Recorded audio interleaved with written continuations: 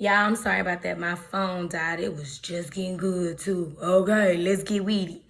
So, like I said, she in the court and she just throw her stuff down like, hey, I'm pregnant by the dude who gave me these, referring to the jewelry. Can y'all tell me who this belonged to?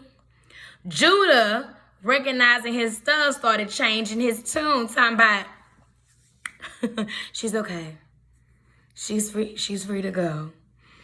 He also didn't sleep with her again, and she ended up having twins and named them Perez and Zara.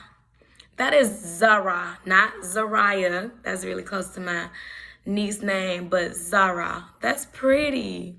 That's really pretty. Anyways, chapter 39. Joseph was taken down to the Egypt because you remember he was sold into slavery, but the Lord was with him. When the Egyptians' master saw the favor that was on Joseph and the Lord was with him, gave him success. Joseph got promoted to his attendant. Potiphar put him in charge of his household and everything that he owned. And because the Lord was with Joseph, he blessed it.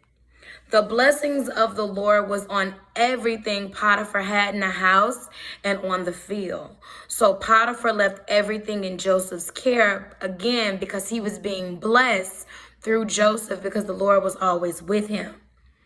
Now, Joseph was fine. The way they described him in the Bible, he was fine as hell. He was well built, placa abs, muscles, just, you know what I'm saying? No wonder why his brothers was jelly, all right? And Potiphar's wife started crushing on him. So eventually told him, like, hey, come sleep with me. But he refused. He was like, nah, I'm not about to mess up my blessing with God or with your husband by sleeping with you. She tried, baby. She tried day after day to get him to change his mind, but each time he said no. One day he went to work and noticed that the rest of the staff had the day off. Baby, Potiphar's wife grabbed him by that robe, talking about, you gonna give me this booty. You gonna give it to me. Child, he ran away. He ran away so fast, they say he left his cloak with her. Okay? So she called down her servant and was like, OMG, OMG, he tried to sleep with me. He tried to rape me. He tried to take it. He tried to take it. So she kept the cloak beside her as proof until her husband came home. She told her husband the same lie she told the servants. And the husband, hearing this, got pissed and had Joseph locked up. I mean, rightfully so. If you're going off the word of your wife, you're going to have him locked up. But again, while Joseph was in prison, the Lord was with him. The Lord was with Joseph, y'all, the whole time. Amen. I know me. I'm in my Joseph season right now. I feel like I'm a little cage. Okay, I feel like I'm a little burden, all right? But God is with me. I know I feel it. But this ain't about me. It's about Joseph. Let's get back to the word. Joseph ended up finding favor with the prison guard, and he put Joseph in charge of the commissary and everybody that was held in the prison. Sometime later, a bartender and a chef was thrown into prison, the same prison that Joseph was in. And sometime each of the two men had dreams with different meanings, right? The bartender had one dream and the chef had another dream. And they was trying to figure out the meanings. So when Joseph was passing out the commissary, he noticed that the guys was looking a little sad or a little worried. And he was like, what's up with y'all? And they was like, we both had dreams, but we don't know anyone to interpret them. So Joseph was like, interpretation is up to God, but tell me your dream and God will speak through me. So the bartender told Joseph his dream first, and Joseph interpreted it, told him that he would be blessed in 3 days. And he said, remember me when all of this comes to pass. So when the chef saw that Joseph had a favorable interpretation, he told him his dream too. However, Joseph interpreted his dream to mean that he was going to die in 3 days. Turns out 3 days later was Pharaoh's birthday, and everything happened the same way Joseph said it would. The bartender had his job back, keeping the drinks flowing all night while the chef was no more. The bartender never forgot Joseph. When 2 full years passed, Pharaoh had a dream. Then he woke up. He fell back to sleep and had another dream. Then Pharaoh woke up, mind troubled. He was in confusion. So he sent for the wisest men to interpret his dreams, but no one could interpret them. Then the bartender remembered Joseph. So Pharaoh sent for Joseph and had him sent back to the palace or whatever. When Joseph made it there, he went and took a shower, got a haircut, got clean or whatever before he stood in front of Pharaoh. Pharaoh was like, I heard you can interpret dreams. Joseph said, I can't, but God can. He will give me the answer. So Pharaoh told Joseph about his 2 dreams. Joseph responded, the dreams are the same. They're one and the same. You will have 7 good years followed by 7 bad years. The reason why you had the same dream twice was to reconfirm that God is going to do it, and soon. Joseph gave Pharaoh a game plan and told him what to do on how to prepare for the 7 bad years of famine. Pharaoh then promoted Joseph and put him in charge of all his palace, and all the people in Egypt was supposed to submit to him. Pharaoh took his pinky ring, gave it to him, dressed him in the finest robes, and put a gold chain around his neck. He had him riding shotgun in the Rolls Royce, second in command, and everybody in the town was cheering for him. Do y'all see how suddenly his situation changed? All in one afternoon. He was just in prison, got hired, got promoted, got paid, and a raise, basically, all in the same day. He for sure had favor of God on him. Amen. King Pharaoh also got him a wife named Asenath. Okay? He had it all. Got money, cars, clothes, hoes. Well, not hoes no more, because now you got a wife named Asenath. Asenath giving up the booty. Okay? Y'all know I'm a Christian in training. Y'all know I'm a Christian in training. All right? My mouth is still in the streets, but I'm trying to keep it PG for us. When Joseph was 30 when he started serving Pharaoh, and he started traveling throughout Egypt. Now, during the 7 years of abundance, it was so much overflow of food and grain that they stopped keeping record because it was no way to count it all. It was no way to count it all. They had so much, it was no way to count it all. And within 5 years, Joseph had 2 sons, Manasseh and Ephraim. Then the 7-year drought came. And it was just as Joseph said. It began to be so bad. The people went to the king to ask for a stimulus check. They was like, hey, we need it. We need the food stamps because we hungry. And Pharaoh told them, like, hey, go talk to my manager Joseph and do whatever he tell y'all to do. Then the famine spread all over the whole country. Joseph then opened all the storehouses and sold grain to the Egyptians because it was so severe. It was so severe, y'all. The famine was so severe, all the world came to Egypt just to buy from him because they ain't having nowhere else. That's amazing. Wow. You the only plug. You the only plug out the whole USA. Not even the whole, out the whole country. That means people traveling from Asia, Antarctica, everywhere just to go get something to eat. Just to go get something to eat. Just, wow. Now we at chapter 42. When Jacob learned it was grain in Egypt, he asked his son, "Why y'all over there looking stupid? Go get us something to eat.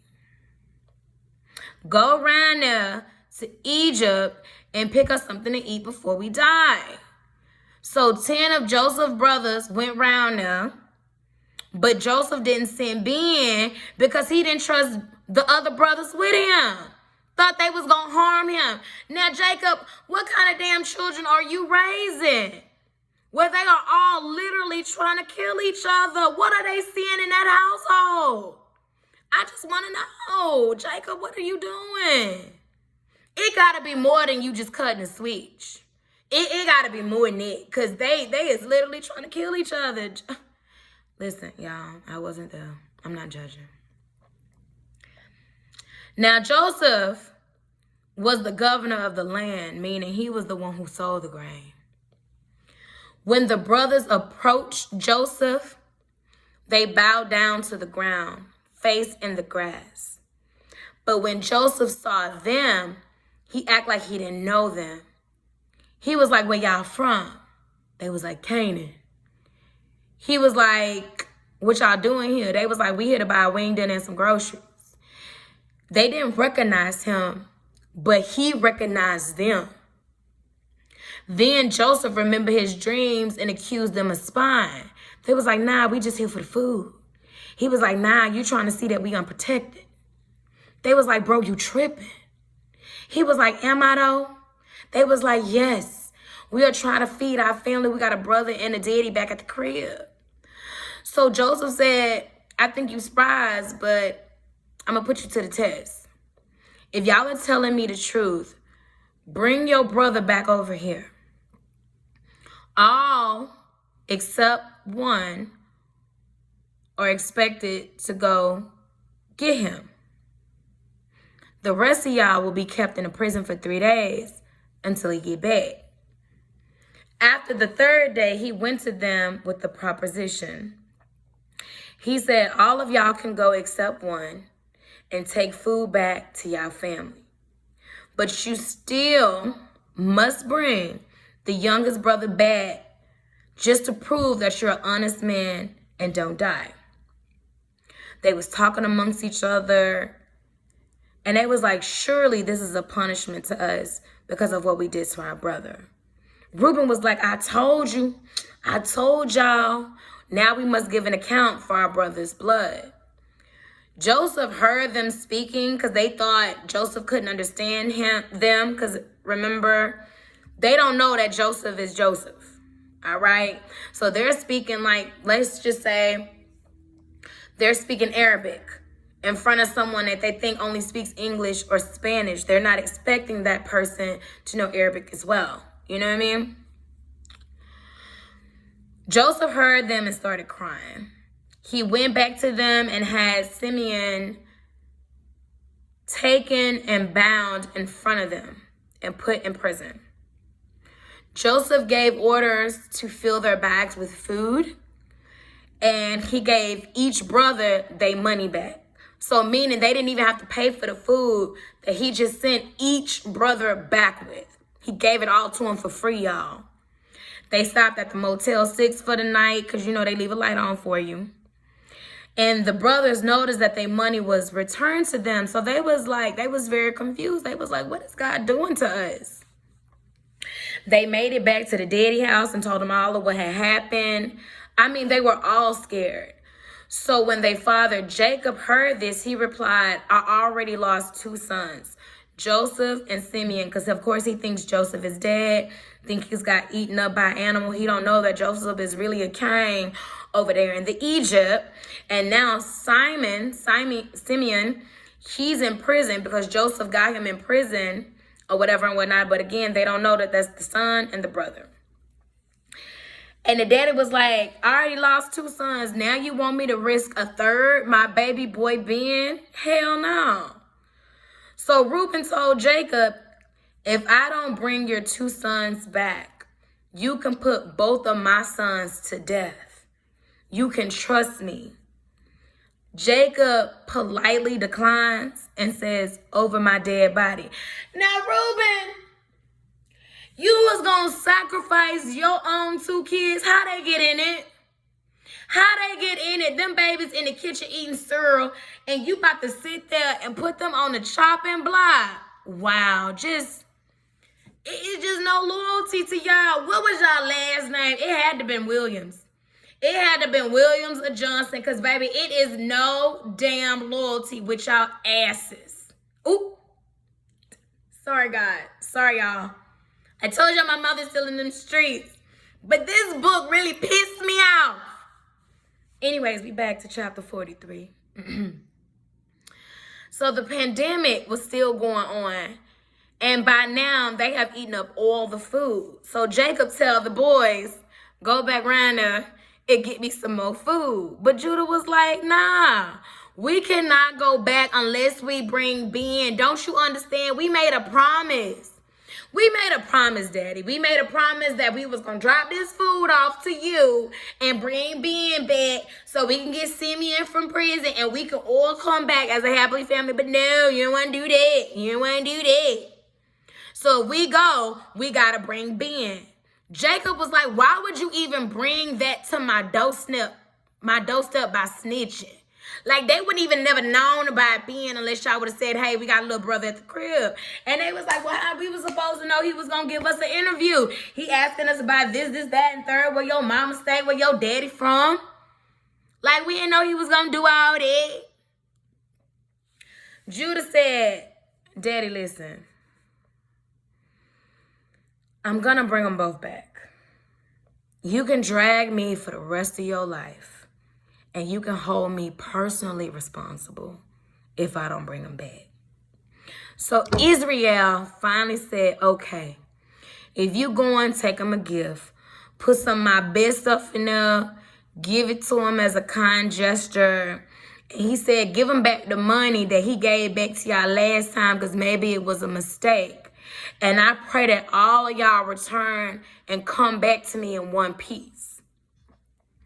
They all left, did what they was told. They hurried down there to see Joseph in Egypt. When Joseph saw his baby brother Ben, he said, take these men back to my house for lunch. I think that's in my mind is what he, take these men back to my house for lunch. Now, the brothers was really scared, you know what I'm saying? Because they couldn't read his face. So they went up to one of the bodyguards and was like, hey, there must be some mistake. I mean, I just came to get some food. That's it. I came to dance for y'all and that's it. You know what I'm saying? He said, excuse me, that's what I get for trying to be funny. I just came to dance for y'all. That wasn't funny. He said, bro, you good. You know, just chill. So he went to go get Simon. The guard took them to the bathroom to, you know, freshen up because they was about to eat. So, you know, it's customary to wash your hands and feet. Joseph came home and they bowed to him, gave him gifts. The package that the daddy said, in my mind, I think the package was maybe like some boudin. You know what I'm saying? Like some southern stuff. Some boudin, maybe some deep fried macaroni and cheese or some cabbage, some shrimp and grits. Amen. Get some collard greens on that thing. Let me get some yams. All right. Let me get an oxtail plate from Mickey's Soul Food Cafe. Let me go ahead and get a number 3 meat package from Buzz Meat Market. Let me go ahead and get that green onion sausage up in there. Let me get some of that nana pudding. Let me get some peach cobbler. What else can we throw up in the bag? What else can we throw up in that bag? If it was all about Texas, what we doing? Crawfish? Throw some crawfish up in that thing. Queso. Who wouldn't love queso? Because you can't even go nowhere else and order queso. They're going to look at you like, what? Baby, get some queso. All right, we going to give them some deep fried southern foods. You know what I'm saying? Put all that up in that basket. Put some of that Skin So Soft. We're going to take it back to Avon on them boys. Let me get some of that lotion. Them gnats won't be biting them out there in Egypt then. Baby, let me go and get you that Skin So Soft, honey. That pink or that blue bottle. It was like blue-green. They put that in the basket, too. We're going to put that in the basket. I'm serious. All right. He asked them how they been and if their daddy was still alive. And when he noticed Ben at the table, He got so deeply moved, y'all, he ran out crying. He came back to the table after he got himself together. They served food accordingly because it was segregated. The Egyptians could not eat with the Hebrews. It was considered detestable. So when the plates was all passed out, Ben had 5 times more food, y'all, than anyone else. The baby had the most food. Chapter 44. Joseph gave his butler Jeffrey instructions. He was like, send each of these brothers with as much food as they can carry. Give them their money back as well. So again, it's all comps. Also, give the youngest brother Ben my silver piece and chain, my cups. The next morning, the brothers left to head back to town. Joseph told Jeffrey, go over there, go after them, and act like they stole my stuff. Like, ask them why would they steal. After I gave them free food and let them stay up in my house and stuff. So Jeffrey did. He caught up with the brothers. Was like, hey, one of y'all stole something. I'm going to need to check y'all bags. And the brothers was like, why would we steal? We even tried to give you money back that we thought y'all forgot to take the last time. Why would we steal? We really think it's y'all people over there. It's the housekeeper. I'm telling you, it was the maid. I think the maid eyes looked a little shifty. It's really y'all people back there at the house. So whoever it is back there at the house stealing, y'all need to kill him because it ain't one of us. And if it is one of us, we will become your slaves. But I know it ain't one of us because we know we didn't steal. So Jeffrey was like, deal. Deal. If it ain't one of y'all, prove it. Take everything out. Let me start going through your bags. So he started going through everybody's stuff. And sure enough, it was in Ben's stuff. So when the brothers saw that it was in Ben's stuff, they ripped their clothes, loaded back up their stuff, and headed back to the city of Egypt. Now, again, when I told you how they be tearing clothes, I believe it to mean that they are breaking their covenant with their person. Like, hey, we no longer messing with you. You're a debt to us. You know, that's in my mind, that's what it is.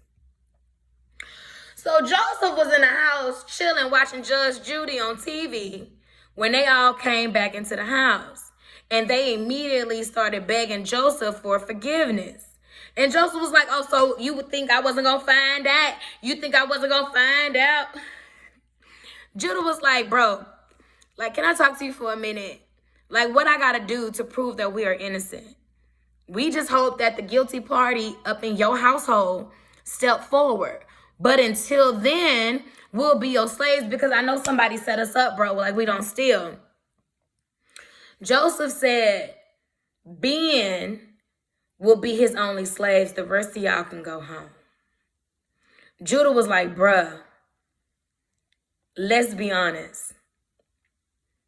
We told you about our dad. We told you about our baby brother. We've been honest with you from the beginning. You said you wanted to see him. We did that. One of our brothers is already dead.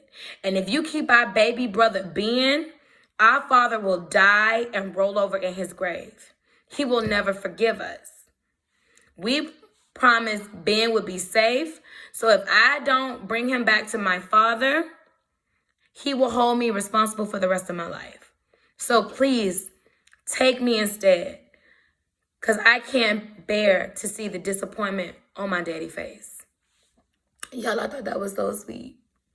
I was like, oh my God. He was like, I just can't. I can't. I guess Joseph felt the same thing I was feeling, baby, because he could no longer control himself, baby. He dismissed his entire staff before he broke down crying in front of everybody. They said he cried so hard, it echoed the halls. He cried so hard, the Egyptians heard him on the streets. Joseph finally revealed himself to his family and then asked about their father, Jacob. The brothers were so terrified, they couldn't even answer the question. He told them to come closer. Yep, it's me. Look at me. It's me, the one you sold into Egypt. But don't feel bad. Don't feel guilty for selling me because I was meant to save lives with the help of God. For 2 years now, We've been dealing with this pandemic, and we're going to have 5 more years of famine. God sent me ahead of you so I can help y'all. So go back and tell Daddy I'm good, and I've came up, and I want him to live here near me and my kids. He ain't got to worry about money, food, nothing. I just want him to come before he dies or become destitute. Then Joseph embraces Ben and cries so hard. Hell, I started to cry. He hugged all his brothers and kissed them. Everybody in Pharaoh's palace heard about what was going on with the brothers, and they was happy for Joseph. Pharaoh told Joseph that I will give all your brothers, all your people the best land in Egypt. They can have whatever they like. You know, you can leave all your old stuff, baby. We're going to get you new stuff. We're going to get you new stuff over here, baby, all up in Egypt. So the son of Israel did this.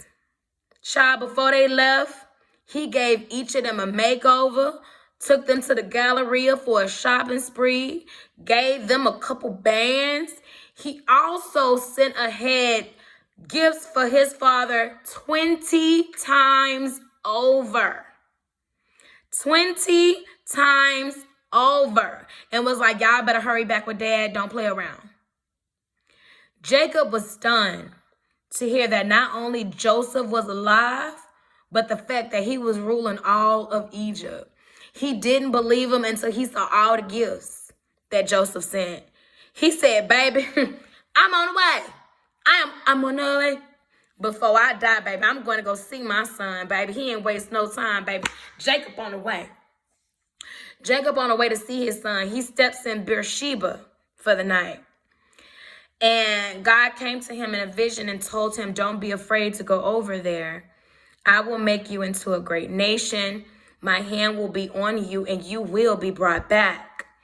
Then Jacob left Beersheba, his kids and their wives and their kids and all of their possessions. All of his offspring was in attendance. A total of 70 people, y'all.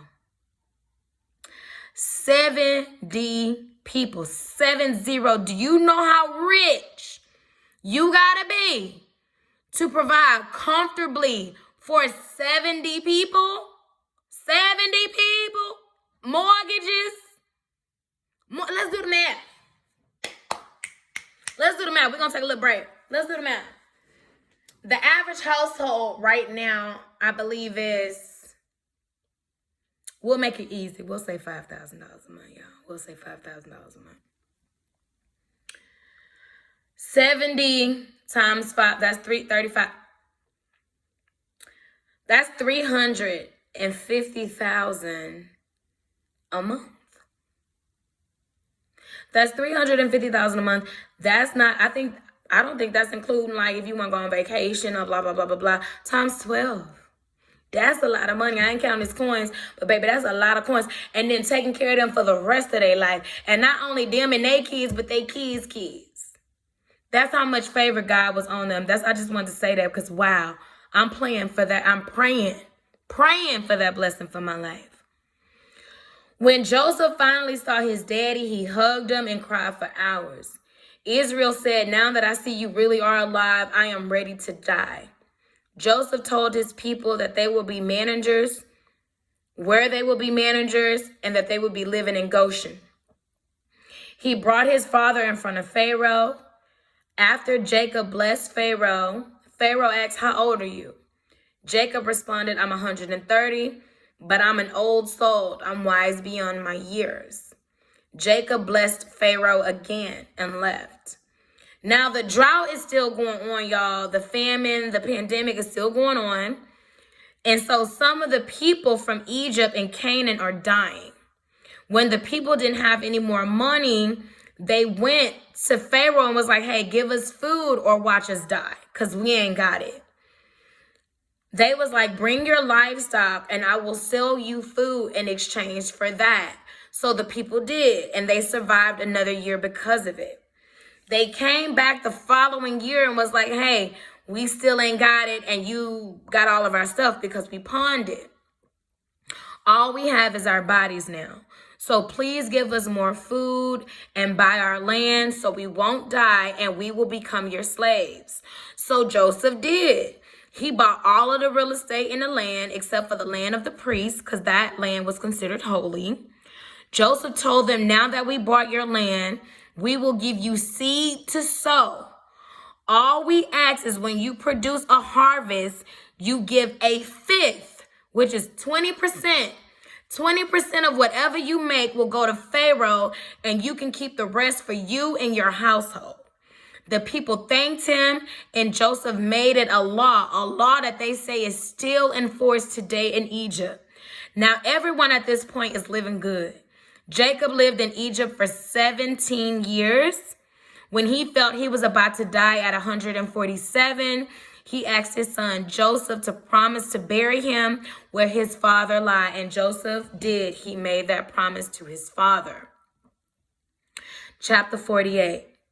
Sometime later, Jacob got sick, so Joseph went to go see him. Joseph said, you are the head of the family now.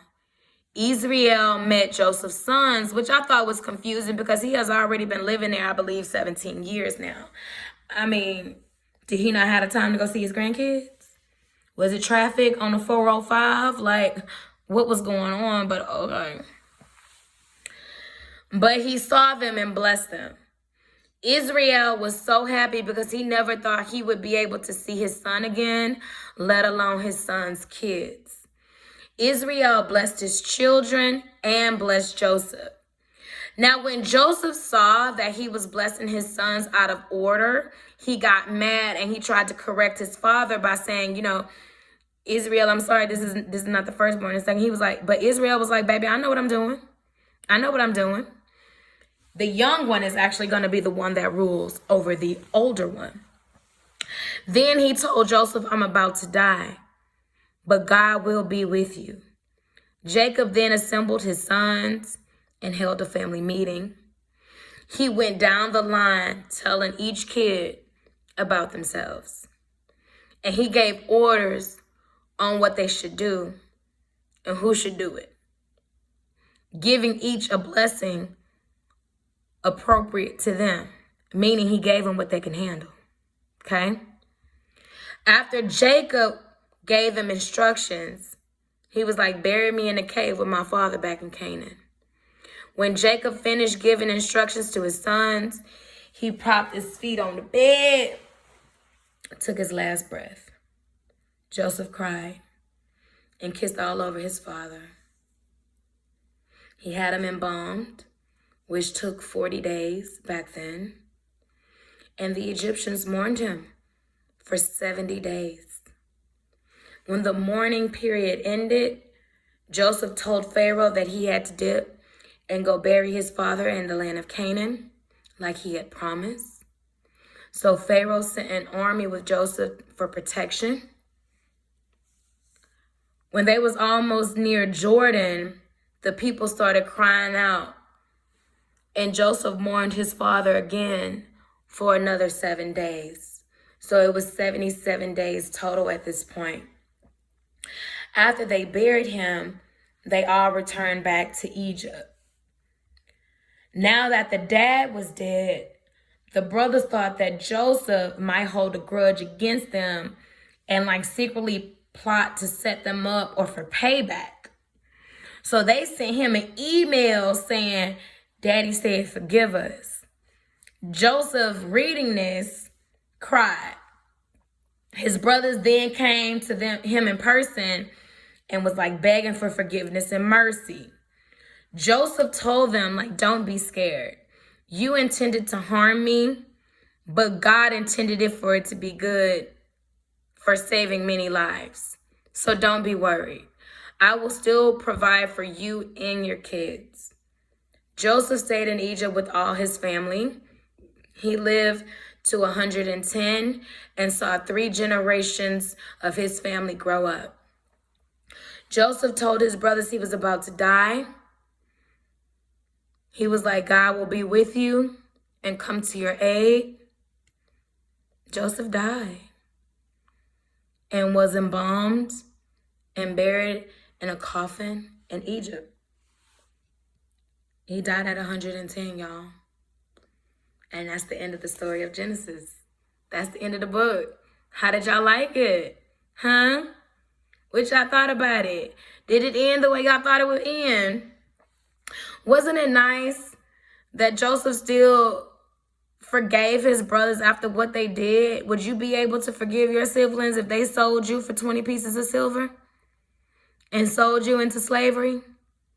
And whatever happened to Lot's wife? Or should I say, well, we know what happened to Lot's wife. She turned into a pillar of salt because she looked back. But I meant his daughters that he impregnated it. Both of them. What happened to them? Are we going to hear about them later? What the brothers do with the money? Because he had 11 brothers that he left money for, plus their families. What are they going to do to continue on a legacy? I'm curious to find out. Thank y'all so much for being patient with me through this review. I hope y'all enjoyed it just as much as I did. I'm still going to continue to dive into the Bible. Like I said, I never read it until it is in its entirety. So I'm really happy that I'm finally able to do that. The next book of the Bible is Exodus. It has 40 chapters, so it shouldn't take me as long as it did in Genesis. And I look forward to talking to you guys later. Please leave a comment. If you haven't already, please subscribe to the page, like, and I will talk to y'all later. Stay blessed.